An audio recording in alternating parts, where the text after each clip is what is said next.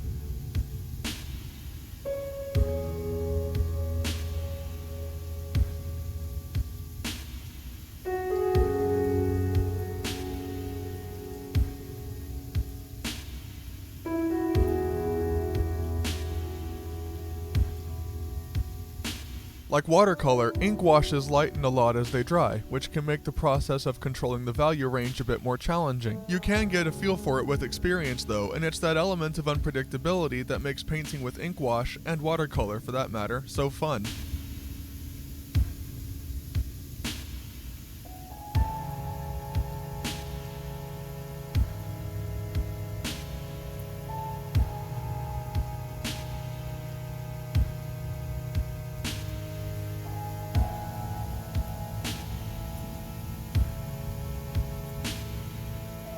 Speaking of unpredictability, I'm working on adopting a new philosophy toward painting. I've always found myself approaching my painting processes like a carefully choreographed operation that has to be executed perfectly, and that's really unhealthy and counterproductive. I can't speak for other painting media, but I feel like water-based media like watercolor and ink wash are really best thought of as a conversation you're having with the materials. There are so many variables that affect what the paint or ink will do. Some you can control and some you can't, that it's hard to know for sure what will happen when you put it on the paper. It's better to make your move, see what the medium does, then react to that, rather than trying to comprehensively plan out everything you're going to do. This sort of conversational way of painting is less stressful and allows for mistakes, both happy and unhappy. It's also more open-ended and lets the art sort of come together on its own. When I start painting, I really only have a vague idea of what the finished piece will look like. With enough time and experience, you can learn which decisions tend to lead to good results and which don't.